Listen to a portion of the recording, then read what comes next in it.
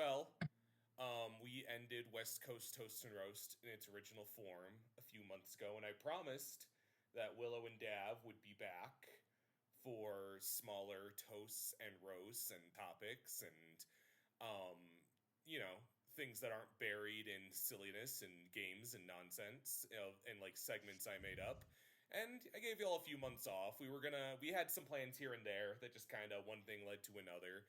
But this was the prime opportunity. I knew for sure I wanted to bring you both back for Mario, and I also wanted to introduce Toast and Roast like duo, like group ups of things that are similar and come out at a similar time, and two movies that came out in space. Yeah, they were released in space. Fuck it. I don't. No, they came out in space.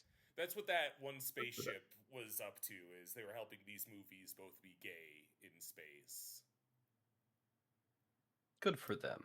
Yeah, it's Project Hail Mario. It's our first double feature toast and roast. We were talking about Project Hail Mary and the Super Mario Galaxy movie. Willow and Dav, welcome back. Everyone's missed you. Thank you, Tommy. It's good to be back. It really sucked being like trapped in that like wall that you like barricaded Dav and I in. Yeah. You told us that there was like some really good wine in there, and then you like chained us up and buried Well, us. But all it's is because forgiven. I didn't like how the end of the movie draft went when you knocked out when you knocked out Avatar first in the in the best movie draft. I wasn't happy about that, so you had to pay. Yeah, for This is the suitable love of. revenge. Yeah. Well, that's okay because I feel like that list was very accurate. Anyways, Yeah. Yeah, and you know what? I'll go against the grain, actually. I kind of enjoyed being in the wall with the wine on account of my diabetes being cured now, so it was pretty chill. I had a good time with It's it. like it's not like I lied about the wine. It was No, there. there was plenty of wine in there, and I Yeah. had So I plenty don't of see it. what the big deal is. Like, listen, you promised us Amontillado, and you didn't give us any. it was just a Merlot, huh? Yeah. Oh, well, I'm sorry I about don't A know what any of those flagon of words the mean. grave, if you will. I just drank whatever was in there. Super Soldier Serum. Super, your diabetes is now back serum. Only when you record with me, so you got like 3 months diabetes free because I gave y'all a break from recording, and now you're back, and so's the diabetes. Yeah, it was fun while it lasted. I just wish it lasted a little bit longer because today, as of the recording anyway, is 420, and that's a really good Yeah. holiday to not have diabetes on. That's true. That's true.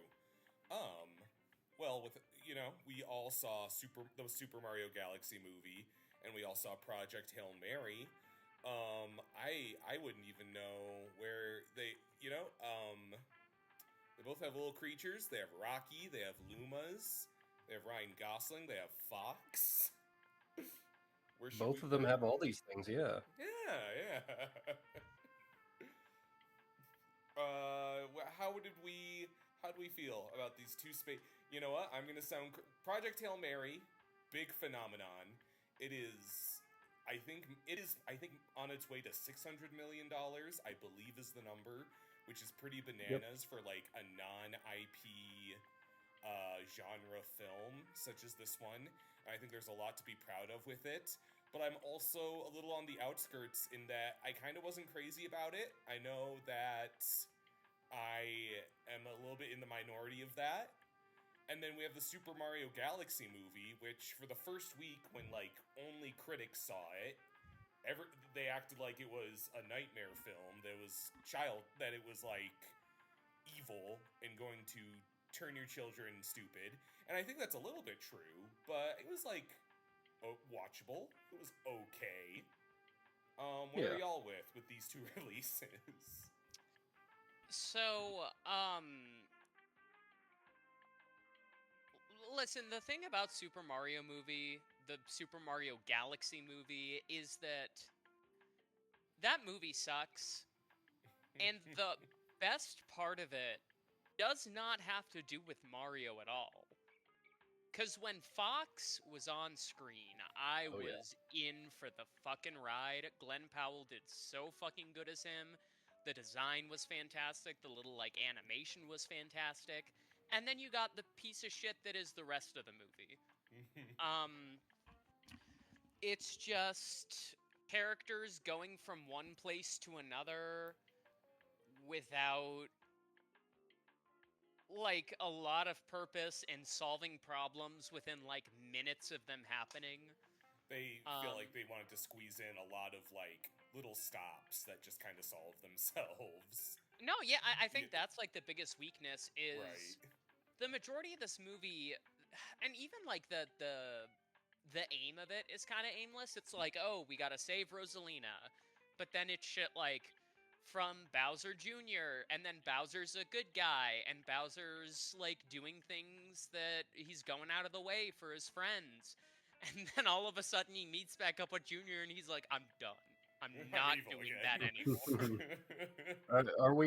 Are we going full spoilers for both of these movies right off the bat? I Yeah. think so. I think so. They've been out a little while.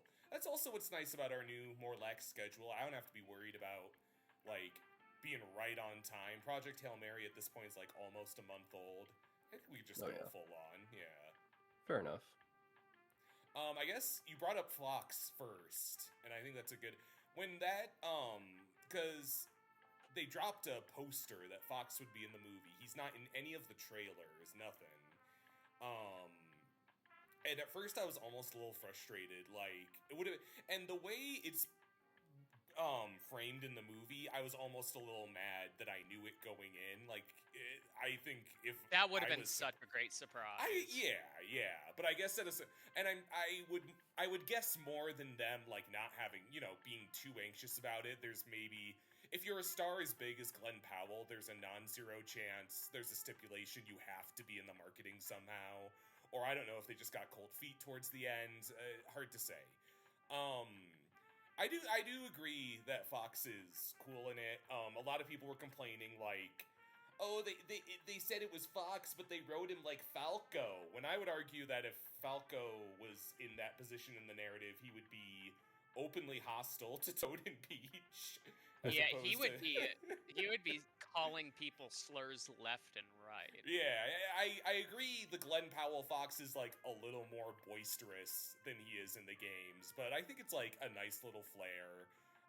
There's some like I don't love the like epic baconness of how many times they say barrel roll, but it's also like, yeah, you get it. You get it. Didn't they only say it once? I feel like it was at least twice. It was a few times. It was a couple times, but that is like the thing people know about Star Fox. Your average moviegoer going to see the Mario Galaxy movie, like the only way you're gonna possibly refresh their memory on who this random furry animal on screen is if you make a meme reference. Right. No, also, Miyamoto also ostensibly stipulated that he needs to be from a separate universe. Because even though they're in space and they mention multiple galaxies and distant planets, he stipulates that he like fell through a wormhole and that's why he's there. Right. Like the Pikmin show up, Samus's ship is there, but we have to have an explanation for Fox for some reason. But I think, I was oddly okay with like it doesn't stick out as badly as you'd think, frankly. I'm kind of okay with the idea that each Mario movie might be like a tiny, I wouldn't even say backdoor pilot, because I don't think this is leading to a whole nother movie the way some people are saying. Right.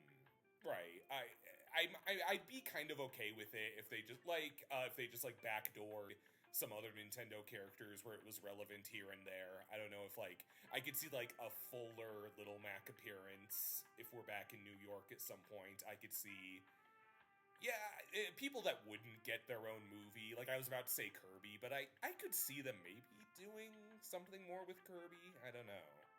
Played by Kevin James. Played by Kevin James. This movie, I think, as long as we're like indie, like Willow was saying, it's kind of hopping. They introduce Wart for really no reason. They introduce Honey Queen for really no reason, and it does feel a lot like y'all were saying. It's just like hopping from place to place, and they kind of did that in the first Mario movie with the Kongs, but at least the Kongs kind of carry into the rest of the story in a way. Everything here, I'm not acting like the first movie was incredibly sound narratively, but I'd argue the factors kind of rolled together into a cohesive, like, everything came together, as opposed to, I wouldn't blame folks if they forgot Honey Queen was in this movie, or, I don't know, if they forgot that, I'm trying to think, work kind of plays in at the end, but it does have, the very clumsy tying things together from games far outside of Galaxy for a movie called Super Mario Galaxy. Yeah, it cannot stay focused on anything for longer than 5 minutes. It's just checking off boxes. This character, then this world, then this reference, and yeah, I wasn't super big on like it is clearly a less connected, thought out plot than the first movie, which isn't particularly a high bar to reach. So it really is truly like abysmal in the plot department. But I also think that number one, having Fox McCloud is great because he's a lot of fun. And his little intro section where they do like the hand drawn animation was really nice, even if it was not particularly long. But just overall, I think that a lot of the action sequences and the animation was just very pretty to look at, and I kind of found myself vibing with it more than I did with the first movie. And it also helps that there's less like shitty 80s needle drops in this one. Oh yeah. Yeah. There's like I can only really recall one when Yoshi is walking through New York. Besides that, they do rely on the kind of orchestrated remixes of recognizable game songs that I thought really worked in the first movie, and that they seem to take at least that criticism on the chin and more leaned on it more in this one. Right, even the Star Fox theme got a orchestral Yeah. rendition, which was Which was super very good, cool. yeah. Like you were saying, that I didn't hate the fight. Like Bowser Jr., even though I have problems with him narratively, which we'll get to, I think has really good fight choreo with his paintbrush.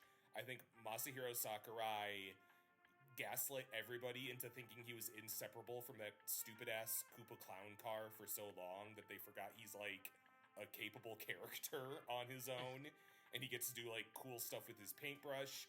As long as we are definitively in spoiler territory, we get Dry Bowser in the climax, and I also have narrative issues with how Bowser is handled in this, but Dry Bowser is just like aura incarnate, and I can never be mad that he's there, and I thought that led to some pretty neat stuff. Oh yeah. Yeah. Gosh. And I do think, they go through the trouble of introducing Yoshi. Yoshi does virtually nothing. He's kind of just there. And, not that I would expect Yoshi to be a highly pivotal character, but when he's the post-credit scene of the first movie, and the tea leaves for a long time is that this would be Super Mario World. And for some reason, they just pivoted at the last minute and called it Galaxy. And World is a game about freeing all the Yoshis, so that would have made sense. And they seem to have just, like, lost the plot there. Well, to be fair, it's called Galaxy, but it also takes shit from so much. From, like, 2, you got Odyssey, Lots of Odyssey. There's a bit of World in there, too. It's a little too much of everything. Oh, yeah. Could have done with that. There's the desert world from Odyssey. There's, the dinosaur from Odyssey. Mm-hmm. Yeah, the dragon Bowser Jr. paints up is also Odyssey. Dragon, yeah. Mr. Game & Watch is there. Mr. Game & Watch was kind of the best surprise because they didn't spoil that, and I thought I don't hate the way they used him straight up as a Super Smash Brothers reference. It works, honestly. Yeah. Like, it's just a crappy drawing Luigi makes. I think that kind of makes sense. I think that people give these, and I guess that kind of leads me to how the teaser for this one is that Daisy is going to be in the next one, and it kind of strikes me like, I don't know, this character's gonna be there, and they kind of, I think obviously they don't know what they're gonna do just yet in any equal measure to how they didn't know necessarily what they were gonna do with Yoshi when they put in that original teaser. Especially because Yoshi already showed up in that movie before that. You're right. That is the other thing. So I kind of don't know what... I really doubt... I do not think we're going a full-blown, like, Tatanga movie in Sarasa Land.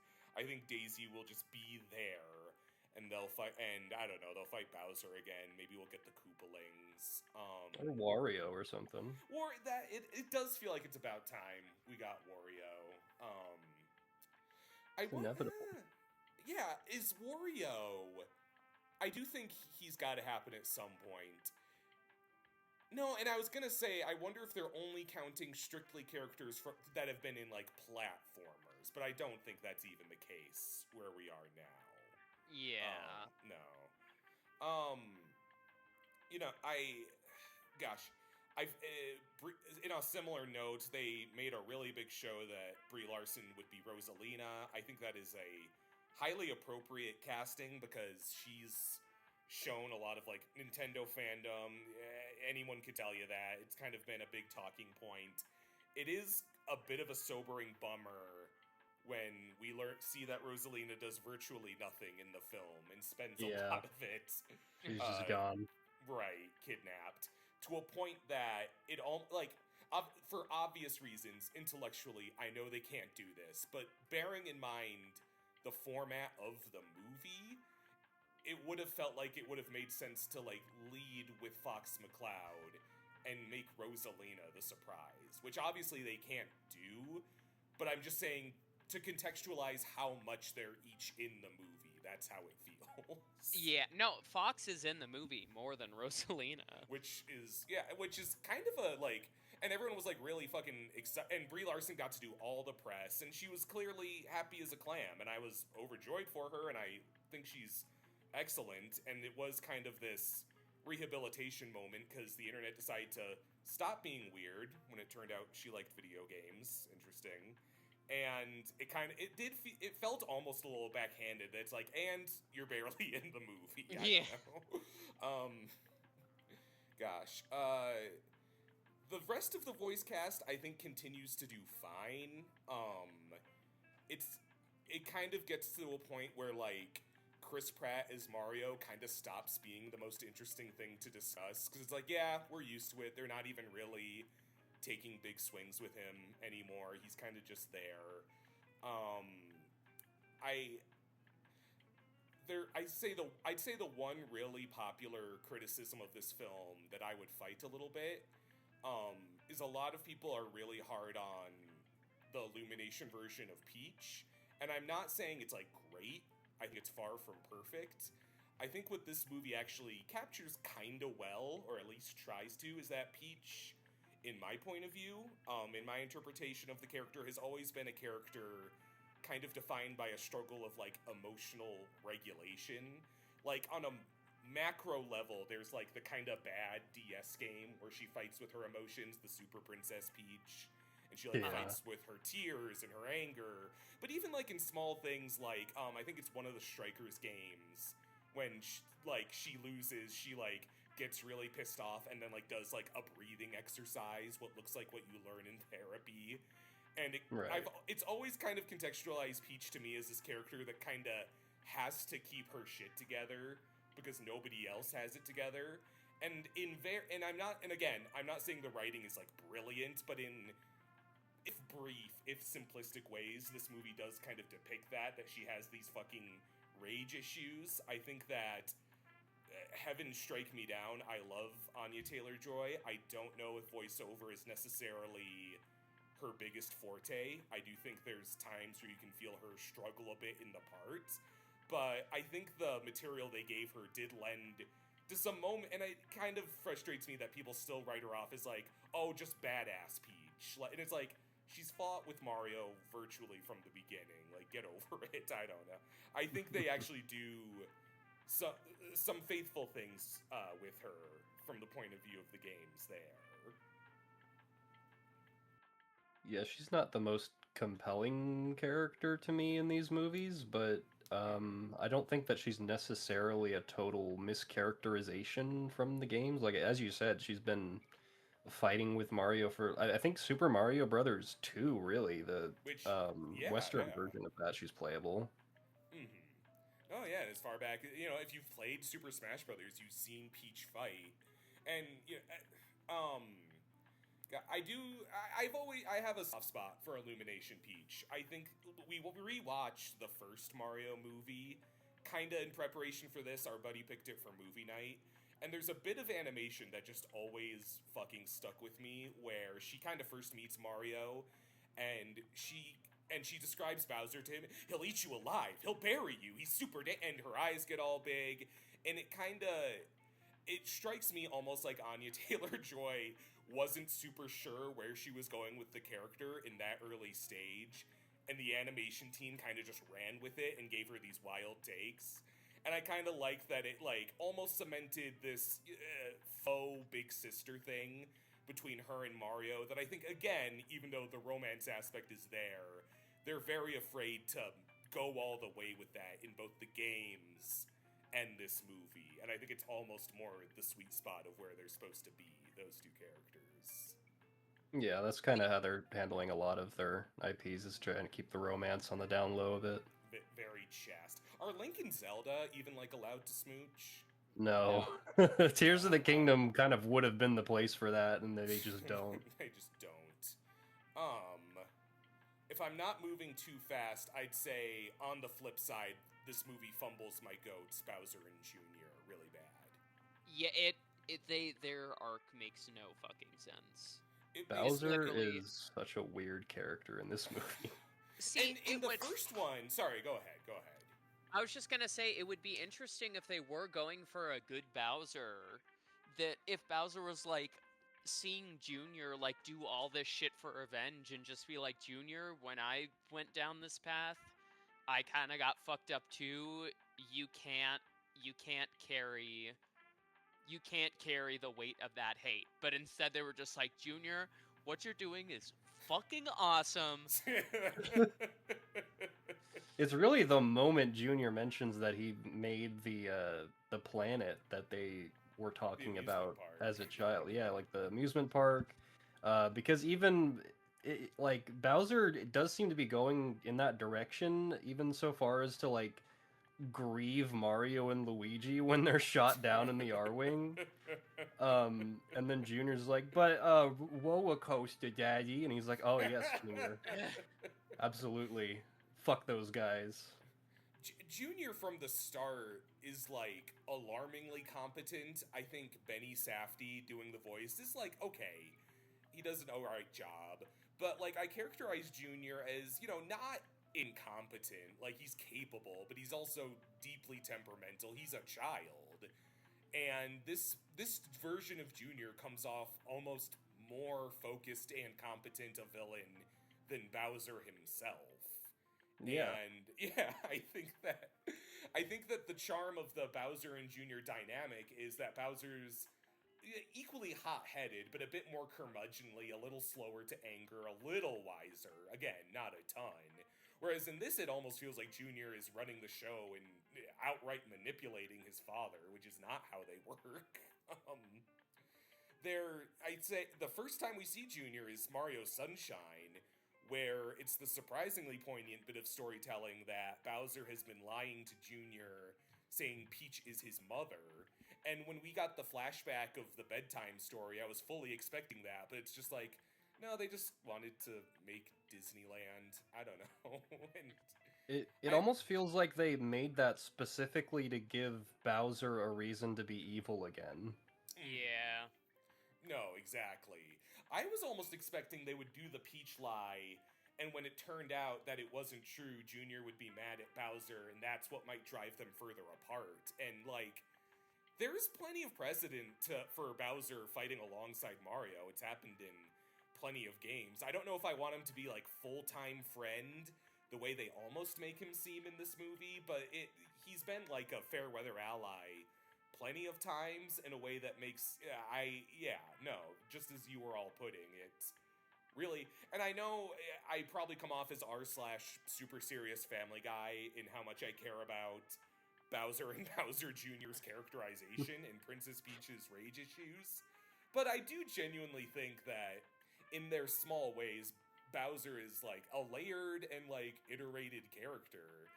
And I'd even go as far as to say he was a simpler villain in that first movie, but Jack Black doing the voice and, you know, the Bowser of it all was one of the better things about that first movie. And here it kind of feels like they want to reclaim that and also move Bowser forward as a more complex character, and it's all over the fucking place.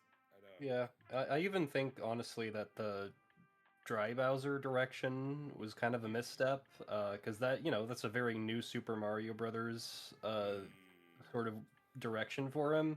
Yeah. But if it's the Mario Galaxy movie, and if you want to have a chance to put in more Mario Galaxy in the Mario Galaxy movie, why doesn't he turn into like a planet-sized Bowser at the end? Right. And like now that he's Dry Bowser, he kind of has to be Dry Bowser in the next movie too, at least for a Well, while. I think I'm they're gonna sure just they'll like stuff give a they're gonna spell. I was gonna say they're gonna stuff a one up in his mouth and it'll be fine. I'm sure that they will do something that simple, but it would be more straightforward if they went the Planet Bowser route and then have him reduce the normal size at the end and just reset to the status quo. Instead, we get that stupid post-credit scene in the jail, the Luma that everybody thinks is so funny. I get really uncomfortable. I get so uncomfortable when I hear maggots. I don't think we should be saying maggots anymore. I think it's just too close. I just don't think we should be saying. What were you gonna? Did I steal? Did I eat your lunch a little on that one? No, I was gonna say. I mean, personally, Tommy, I know what you mean. I don't think you have to worry about that. Princess Peach, I fuckingly found you. You know what? I Gosh. heard that too in the theater. I was like, "What? Yeah. What did you just say?" We talked about Peach and Luigi. At least isn't kidnapped for this whole thing. I think Charlie Day is still pretty good Luigi. Yeah. Rob was there. What'd you think of Rob, Dav? You're like the resident Rob fan. You love your robots. I liked Rob in this. I thought the joke about him being really slow to turn was actually a pretty cute reference. That was fun. I agree. Yeah, I didn't hate that. And he was wonderfully voiced by the guy from Dick Figures. Yeah, Ed Scudder. Willow, Was were he you a really? Dick Figures kid?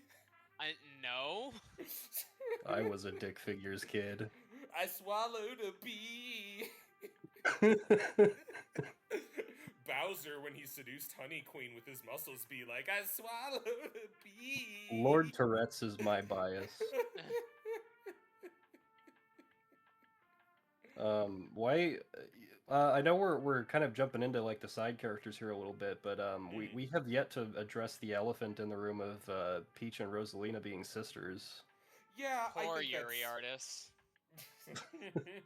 You think this is gonna stop them? All right, That's true. it ain't stopping Well, me. it's gonna be DeviantArt posts with like a dozen asterisks that say this is Game Peach, Rosalina, and Luma, where they're not siblings and no one's in trouble.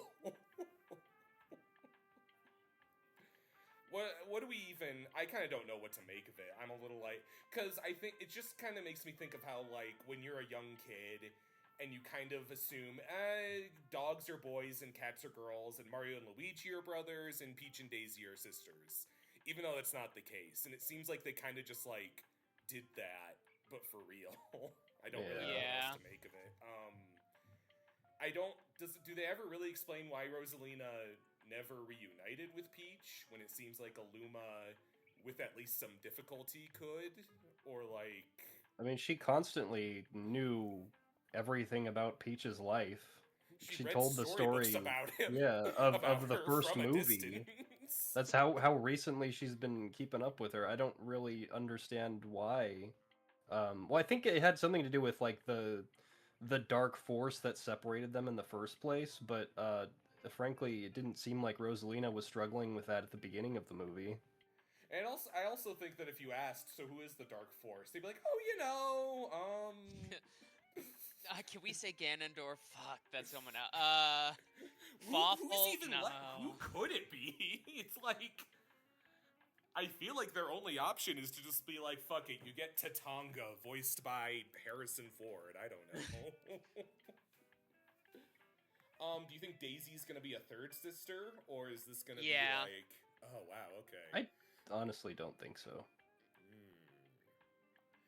I could see the three sisters reunite, and that's what compels the evil Dark Force pending to come out of hiding, whatever that might be. If it's like, I don't know. I guess I wonder. No, that's way too far out. I was gonna say, what if it's Wario and it's like, but that's like too big a. Because I was almost about to suggest, what if like Wario is an alternate to Mario, the way Daisy and Rosalina are to Peach? I don't think they're fucking with that. I think that's all. No. Yeah, I also think they're gonna have the moment when Wario says, "W's so big." come out of a W door. I think that they don't necessarily, because it's pretty much guaranteed that Luigi and Daisy are going to be a thing. Yeah. And I don't know that Nintendo really wants to go the route of like these two brothers and these two sisters are dating each other. That's too who's going to get married first and turn the other relationship into incest? I don't know.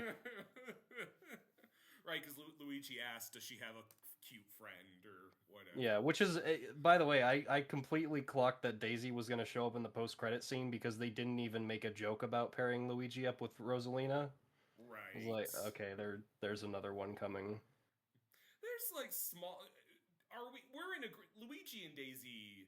They don't like. I guess I'd argue it's more a thing than Mario and Peach. I think Luigi has more shy guy game than Mario. There's that one fountain in Mario Kart that's them holding hands. Yeah, them like dancing. I think is more outward confirmation than Mario and Peach ever had. I think they make a better couple anyway. No, yeah, there's a fun little opposites attract deal there. Did we ever see Fox like get home? Or is he he takes off at the very end. In the post-credit scene. Right. Before the jail, yeah. Would have been nice to see him go home to his girlfriend, but I can't get everything I want in life. Bonk. Horny jail. Well, I don't just say that because I want to see Crystal. I mean, fucking Star Fox Command destroyed so much of people's faith in their relationship, and I want them to.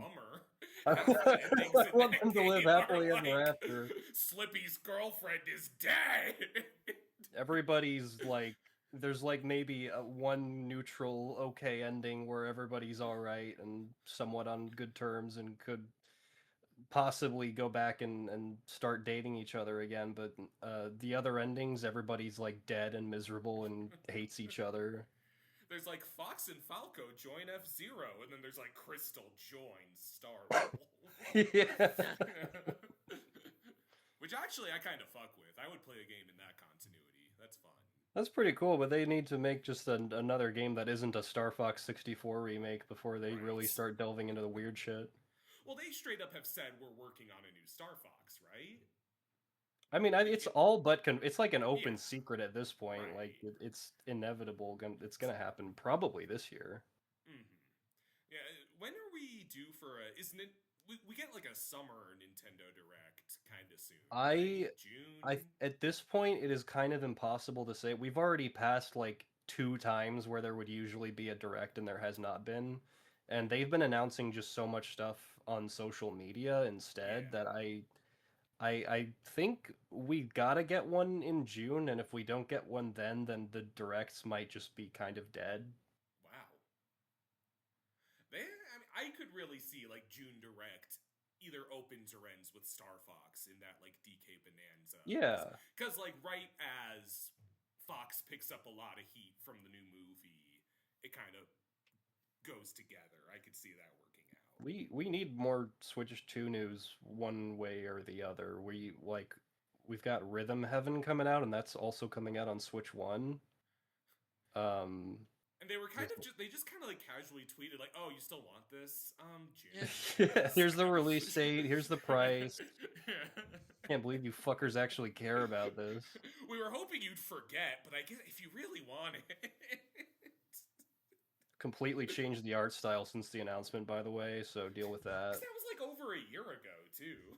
Yeah. I think that was like spring break last year, like last March. This time of year, last year. You want to know about the single-player Splatoon game? What single-player Splatoon game? What is the fucking deal? Because I was like, is that like an extension to 3? No, it's a new game. It's just its own Raiders, right? Yeah. Okay, I'm actually. What if the next movie? If the next movie is super. Well, I don't know if they would go out of order. Is that now that we've had Super Mario Galaxy? Is it only onward and upward, or can the title be? Can they do Super Mario Sunshine and it's a Splatoon crossover? I don't. I think that if they are going to go further beyond, the next one basically has to be the Super Mario Odyssey movie because. Like, the Super Mario Galaxy movie is gonna get butts in seats because a lot of people played Galaxy. The Super Mario Sunshine movie? Fuck that. I don't know about that. Aquafina is Flood? Fuck that, I'm out. Oh, hell yeah, I'm there for that day one. Oh, yeah. So then I guess, I don't know, the Brutals break Bowser and Jr. out of prison and, I don't know. What if they're the Dark Force, those fuck-ass rabbits? Well, you know, as my friend says in his review, the Super Mario Galaxy movie was a lot. I guess we'll see what comes next. Are y'all gonna see Minions and Monsters, which is supposed to be a love letter to Hollywood? No. God, it sucks because it's like they almost, because I saw the trailer and they're like, oh fuck, Cthulhu's in here. Maybe no, Willow, you can't. Willow, get your head in the game. They have a little Cthulhu. There's supposed to be like I feel like people say there's like references to Charlie Chaplin out as Stuart the Minion meets Fritz Lang. I don't. You know what would be great if they're gonna like go all in on this. They should have the Minions in the Criterion Closet if they're gonna like really commit to the bit. I want to know what Kevin, Bob, and Stuart are pulling out of the Criterion Closet. I gotta be real, this is the most I've ever been, like, somewhat intrigued by a Minions movie, so I might actually watch it. For what? For what in particular? There's a little Cthulhu in it. Yeah, I suppose. You see, there's a little Cthulhu. And there's a little Cthulhu in it. Since I've gone bald and become a supervisor of children for a living, I've gotten to relate more and more to Gru. So I'm a little more endeared to Despicable Me these days than I used to be. But I think Gru has No, Gru wasn't alive at this point. This is the 1920s. He's not there at all. No. No. This isn't Rise of Gru. Rise of True. Rise of Blue! I'm so fucking blue. Yeah. Project Hail Mary is our other space movie. Willow, I honestly want you to have, like, the wheel on this one, because I know you love this movie, actually. And yeah. I'm, like, grumpy about it, but I don't want to, like, rain on folks' parade. So why don't you just take the wheel? It's all you. No, I just think it's a lot of fun. It's very, like, I don't know, it is very, like, hard science fiction. But I think Ryan Gosling does a really good job in the lead role, as well as, like, the relationship between him and Rocky, I think is very inspiring. Usually I like my alien movies to be, like, fucked up shit, like The Thing. But this one, I was like, I don't know. It was really nice. It was hopeful. It was sweet. It had good heart. The effects were incredible. I thought, like, the way they handled, like, the oh my gosh, I can't remember what it's called, but, like, the something fuge. Is it Solarfuge? Septifuge? something like that. But I like Is the it way that they Astrophage. Yeah, Astrophage. That was it. Astrophage. But I like how I don't know. It goes to like the various levels of life in space because Astrophage is like clearly not a conscious thing, but it's interesting to see something like that that is essentially like a not cyber, like a space bug, chewing away at the sun, and then like the one planet that they go to get the cure for it, um, and it's like some kind of like moss thing. I don't know. I just think I think it's very well done in terms of like a realistic sci-fi movie. I think it's very sweet. I really like the ending. I see the ending is something I kind of struggled with. I have to admit, I thought it was a little goofy. I was kind of, I wanted a little more ambiguity with, and I guess we're in full spoiler territory. I thought if he turns around into the unknown, into like an uncertain fate to sacrifice himself to save Rocky, because it's basically a back and forth of sacrifice, I would have like loved that. And I almost thought, well, he's teacher to the aliens now. Wasn't quite. That didn't do it for me, honestly. I can see what you mean. I thought it was sweet. Like, I think it's nice that this is a guy who's been pretty much a have-not his entire life, and it's only when he goes to a separate planet does he find people that he, like, truly connects with and, like, finds a purpose. Also, something kind of cool is at the end of the movie, he's teaching the rock kids about the speed of light, and at the beginning of the movie, he's teaching his students about sound. And it's like a reverse, because humans can see light but not sound, and the rock people can see sound but not light. Oh, So I thought that was a very clever way to end it. That is nifty, actually. Very fair. It was a little bit silly of an ending, but I think the entire movie was not necessarily like super accurate and grounded in reality or anything. I didn't think it was necessarily an unfitting ending. Yeah, I think that, like, my favorite parts of this movie, I'd say, because, Willow, you mentioned it's not quite as grim as, like, a 2001, but I do think it explores some dark themes, and it doesn't necessarily wallow in them, but there are major points that really hinge on them. It's large, a lot of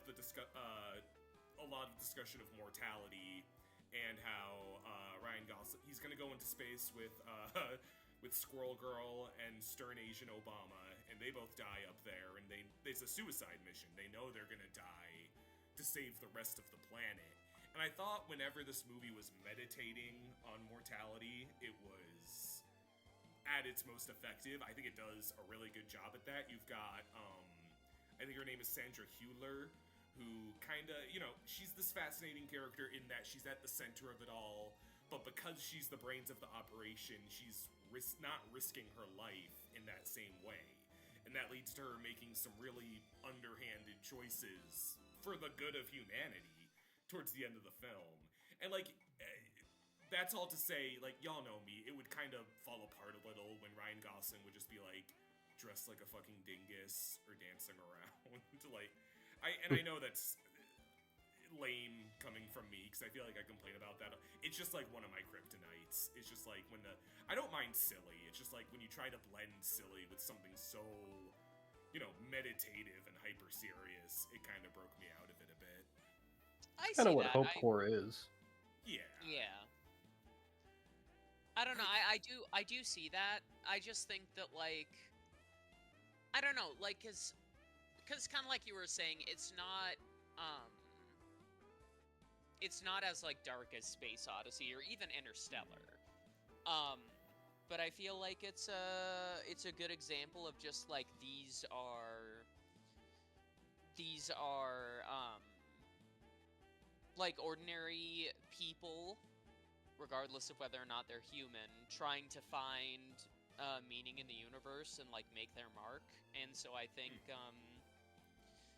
in that sense it felt very human. There's stuff I liked about it. I think the visuals are pretty impeccable. I think Rocky looks terrific. whenever we're looking at just like colors of the stars in space, it looks fucking amazing. I think a lot of it is practical. Oh yeah, absolutely. There's a lot of great use of color in this movie. Oh yeah. The green planet.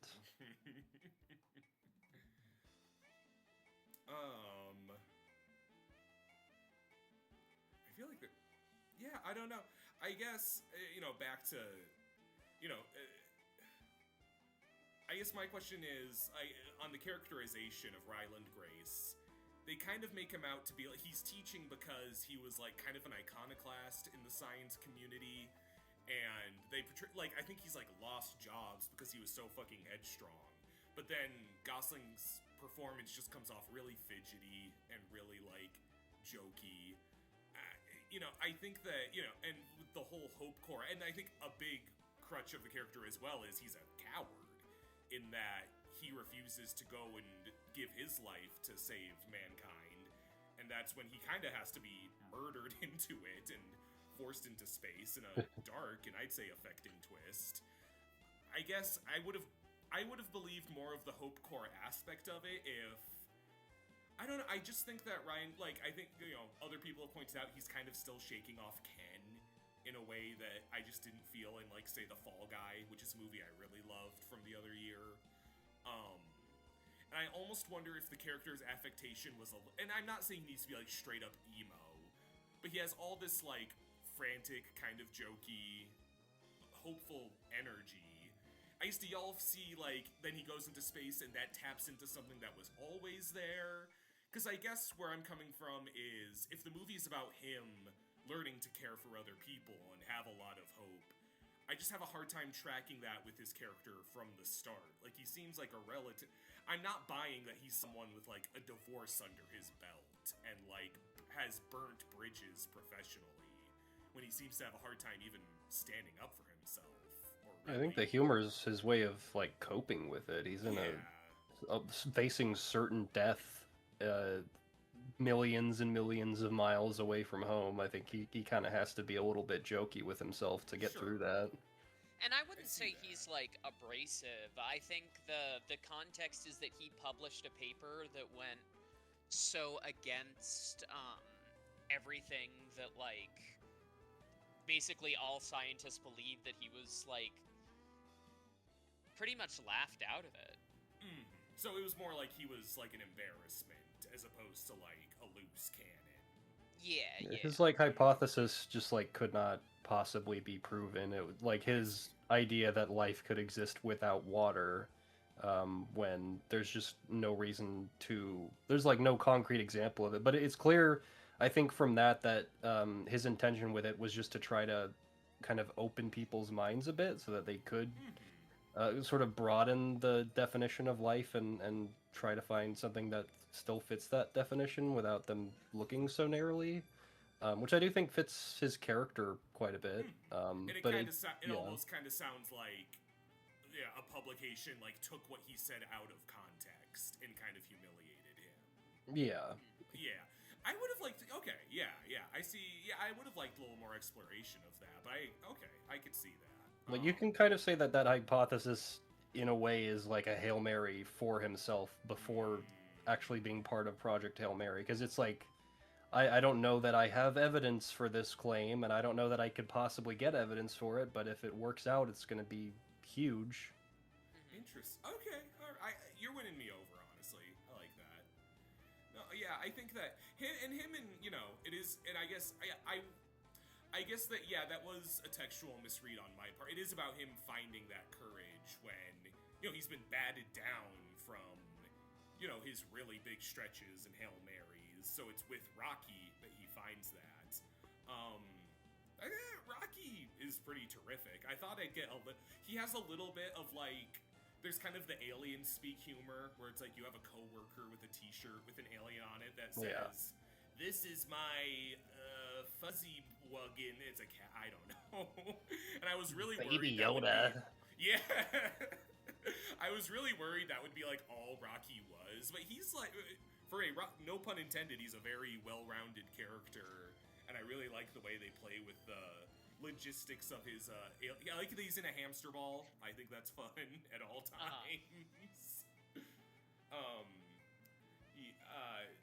Okay, and this is straight. I'm not saying this is an inconsistency. Help me, because I thought Ryland couldn't survive on Rocky's planet either. They built him like the same thing that he had on that Rocky had on the ship, but like for him. Yeah, they give him a little biosphere.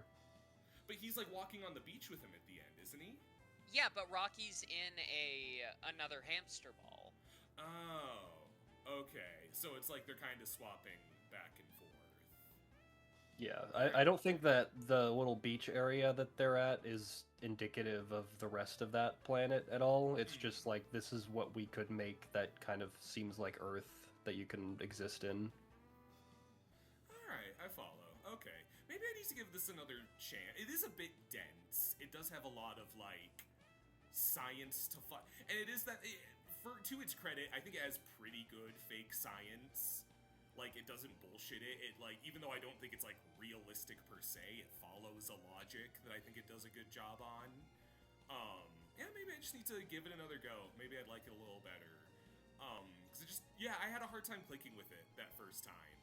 But, like, you know, I walked into this with, you know, it's the folks who directed the Lego movie. It's Phil Lord and Chris Miller putting that spirit and that hope and the, you know, kind of lovably goofy protagonist into a space odyssey situation. And I do think I had really high expectations with that in mind. But I'm overjoyed that, you know, it did that for both of you, and that I've got some explorations of that ahead of me. I think it looks neat. I won't go to bat for it, like, to the extent that Willow does. I mean, my score was not significantly higher than yours, because I do feel that overall it was kind of... I think my main issue with it is that it's not very well paced, and it kind of goes on longer than it needs to. And, you know, people will kind of CinemaSins it. I know that a lot of, like, scientists who watch this had all sorts of problems with, like, oh, he did the unbalanced centrifuge, and it's like, okay, well, the people who make movies are experts in making movies, and that's it. I think if you're an expert on anything and you're watching a movie that has anything about the topic that you're an expert in, that's just kind of a recipe for frustration no matter what. And I don't think it's particularly egregious in this. It's not super bad, but it is kind of a coworker movie. You know, you don't have to be a genius to understand all this, and I respect movies like this a ton because they're like, they are not brain rot, they're not bad, but they get a lot of butts and seats. No, exactly. Get people going to the cinema. It's an astronomical success. Like we talked about earlier, it's made, I think, $500 million, more than that, which is it's a fucking March release.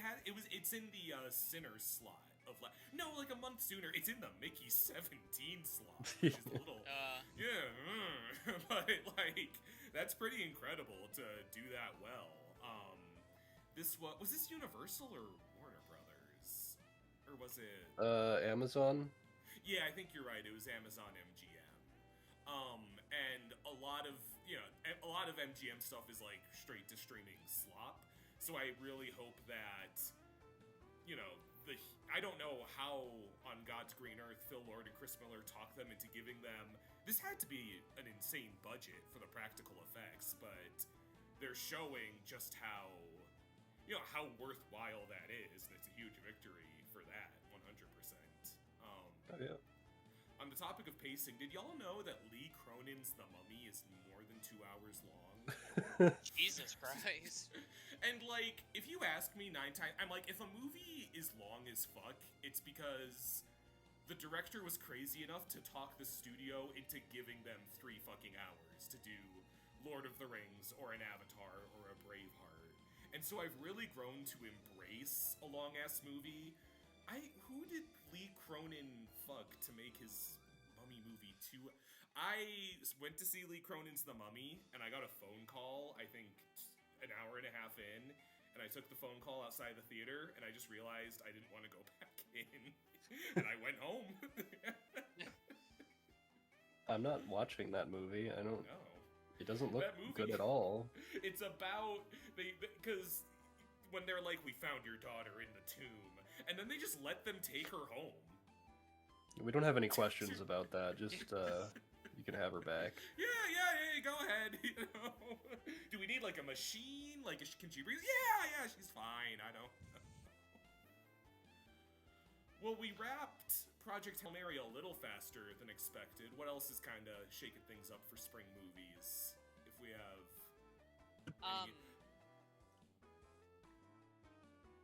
Sorry, I was gonna say I'm fairly excited for Hokum. Oh, okay. Tell me. Wait, I don't know much. I know it's Adam Scott in the haunted Irish hotel. Yeah, that's all I know. That's okay. the extent of it. That's fair.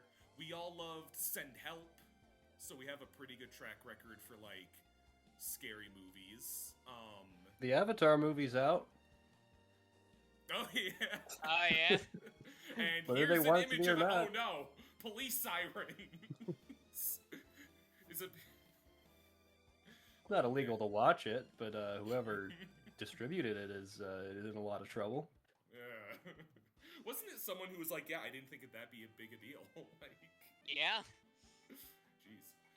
Mortal Kombat 2 looks fun. I'm excited for that. I'm excited for I'm doing a double feature of Mortal Kombat and the Billie Eilish documentary. So since it's her Hit Me Hard and Soft tour, I'm calling it Hit Me High and Low, because Mortal Kombat. Oh, that's funny. Yeah. Send Help was really... Send Help was like the median... Like, it's not none of our favorite movie of this year, but it got straight 8s across the board from us in the way that's like almost kind of the Trinity movie of the year so far. Yeah, it was good. It was so good. Rachel McAdams, Scream Queen, that I never expected. She's terrific in that movie. I liked Wuthering Heights, and nobody got mad about it. Hoppers came out, and is also like kind of... I'm seeing 10s for Hoppers, which I think is a little bananas. No. That's a little Like, much. it's cute, it's fun. I think the politics are a little too cowardly to be a 10. No. Yeah. I like the We Bare Bears guy. Some surprising beginners body horror in Hoppers. Amazing villain stuff in that movie. I feel like there was another... Willow, you never saw Goat, huh? No, not after what you told me about it. That you didn't want to see the baby rhinos fart into a CPAP? That movie is pretty fun. I like... were you gonna say something, Dev? No, you just reminded me of that fucking scene. I think we were also all pretty equally disappointed by Good Luck, Have Fun, Don't Die. Yeah. Yeah. That was a bummer, honestly. Gosh. I'm gonna look at my... let's see. Have we talked about Cosmic Princess Kaguya in any capacity on this podcast yet? No. Oh, I guess not. Fucking movie of the year already. Perfect. That's 10 for Willow's favorite. It's cool. Very good, very like incredible animation, and I respect the shit out of any movie that can make the metaverse not look like fucking dorky garbage in 2026. It just reminds me of like when VR chat first came out. We were wondering about what the potential for that was. What would the future of VR look like? Now you become Kermit. I don't know. Become Kermit. You become Ugandan Knuckles. You say something racist and you get banned, and then...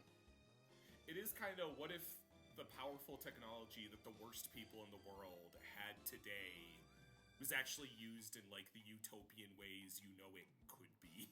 Yeah, what if people were fun and billionaires didn't want everybody to die, and... The people in charge weren't such fucking losers. Yeah, well... Let's see, I'm looking at my 26 list. None of you saw How to Make a Killing, huh? No. It was kind of fun. I liked that one.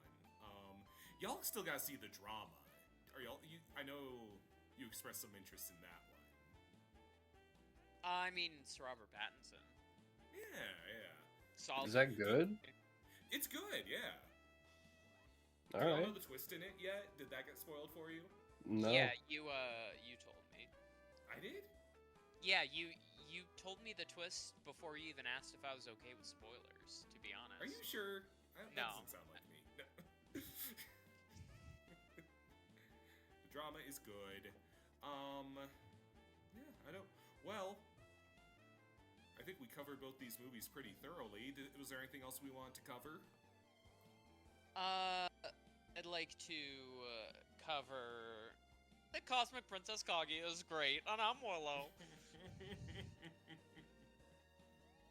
There's your defense of that, huh? What's that? That's your defense of that, huh? You think it's great? That's all? That's all you got to say about Cosmic Princess Kaguya and nothing else? Not like you've been obsessed with it for ever since we watched it, making every time Tomodachi I wife open- me's and Every time I open up Letterboxd, it's, oh, Willow dragged them into another screening of Kaguya. Rewatches across the board of Cosmic Princess Kaguya. yeah, what number rewatch are you on at this point? Okay, I watched it once with y'all, once with Amy, and then once with Jay and Dav, so this is 3. 3 It's rewatch. a great movie. It's very sweet. I think the characters are very No, I well agree. done. The animation is really good, and they have like really funny, almost cutaway gags. But the ending is like very sad, but like still very beautiful. I genuinely think it's like a perfect love story. It's got action. like It's got music. Big it's got- hammers. yeah, big hammers. Got singing. Girls. Who Does like have girls. Computers. Okay, well, I'm glad that's all you had to say about that. Now let's get into our half-hour discussion about the Uma Musume movie. Liebe. All Dav, hail Agnes Tachyon. Octulieber, dude. Lieber, dude. Agnes Tachyon is all I needed this year. Kill yourself. What are your? Would you say? Because your favorite at the moment, Dav, is Uma Musume. Yeah. Willow's is Cosmic Princess Kaguya. Do you see anything like shaking that up, or does it seem like we're going all the way to the toasties with the horse girl? Okay, y'all, you have to remember that, you know I'm a fucking stickler about movies. Like, when I was talking with Amy, she was like, you know, I looked at your letterbox, and sometimes when you rate a movie a 9 out of 10, in the description you'll be like, this is a perfect movie, I would change nothing about it, 9 out of 10. And Cosmic Princess Kaguya for me is a 10 out of 10. That does not come along often. That makes sense. Yeah, I could see that sticking for you. For me, I already see like potentially 3 movies that could take it over the rest of this year. Because we got Godzilla. Godzilla minus 0. Wildwood looks like it's gonna be crazy. Yeah, that looks really good. Is that the Leica film? Yeah. Yeah. And the Avatar movie, I will confess, I watched like a minute of it. That animation goes crazy, dude. So it's actually like rather good. It looks like it's gonna be like, and the reviews that I have seen of people who shamelessly watch the leak and then rate it on Letterboxd have been like 9s and 10s across the board. So Damn. I'm genuinely very excited. That's one of my favorite TV shows of all time. I was almost a little smug of like it got pulled from theaters is what happened, and people were like kind of up in arms about it, and I'm like, yeah, it's a good TV show. I don't know if it's worth all this, but if it's really that good, I'll see it out. That sounds. Some people were pissed about how's the voice recasting. People were mad about that. I mean, it kind of had to happen. Those voice actors are not kids anymore.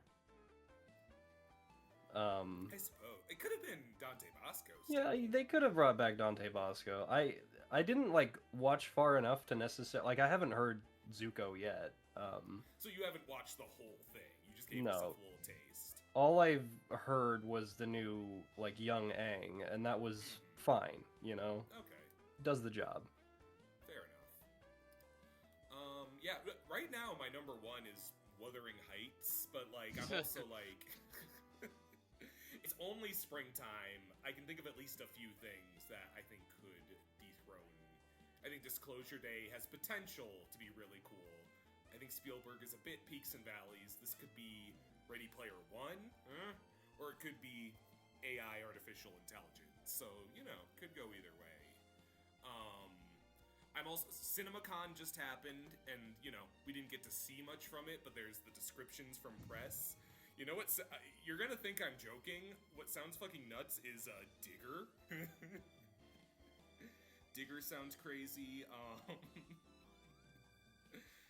There was something else out there that it'll come back. Oh yeah, Clayface sounds like it's supposed to be pretty good too. Oh yeah, you see the poster for that on Letterboxd right now? Yeah. Wait, what happened?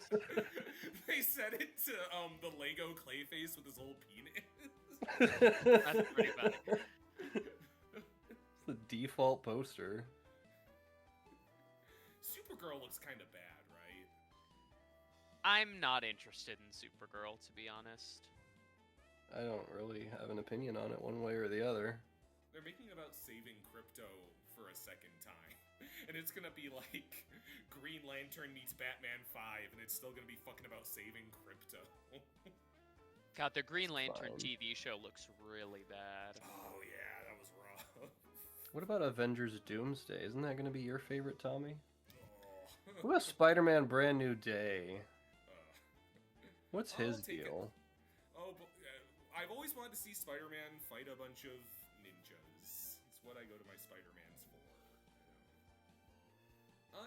To its credit, it does seem like it wants to focus on like the emotional core of Spider-Man a bit, in a way some of the other like John Watts movies, like the very human element of like he's an awkward kid at a party, and it's like that actually seems like what I would come to a Spider-Man for, but I'm not like over the moon for it. It's kind of the promise they made at the end of No Way Home, that it's going to be like a more street level type Spider-Man. We'll have to see if they actually follow through with that.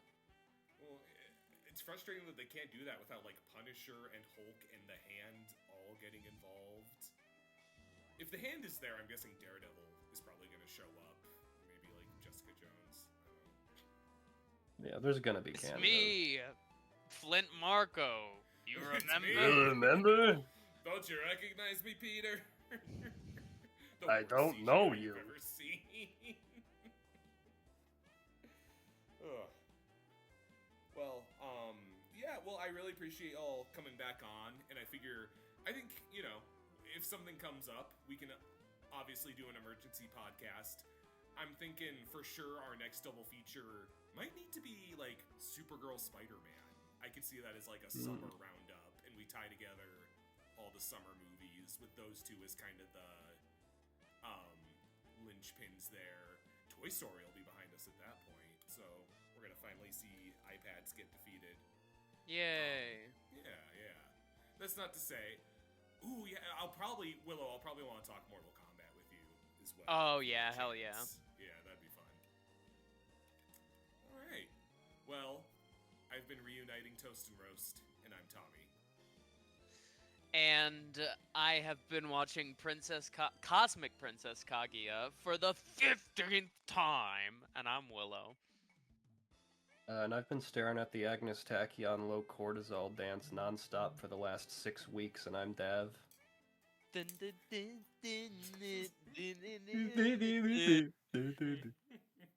I just stick that at the end of the video? Absolutely. For like, what is it, 10 hours? Yeah. Yeah, just make the Talked actually about put Mario that entire Galaxy thing for there. 10 hours. Yeah. Mostly. Na-ni-na. Good night, everybody. Good night, everybody. Oh, yes, to me.